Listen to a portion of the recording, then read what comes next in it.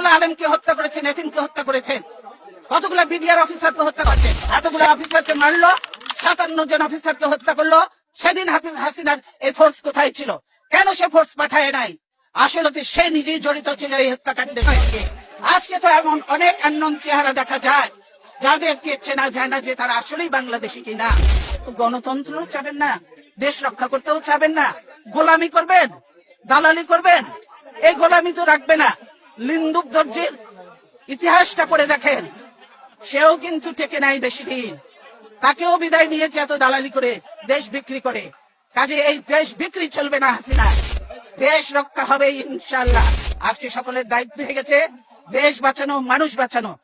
আর আপনারা ঘরে ঘরে ঢুকে এখন মানুষ হত্যা করছেন। এই মা বোনের কান্না, এই আলেম এতিমের কান্না, এই বিডিআর এর অফিসারদের ওয়াইফদের কান্না, এগুলি কি বৃথা যাবে?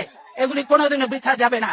আজকে যারা এই জুলুম নির্যাতন করছেন তাদেরকে এদের মতো একদিন চোখের পানি ফেলতে ফেলতে মুছতে মুছতে তারা চোখ অন্ধ হয়ে যাবে।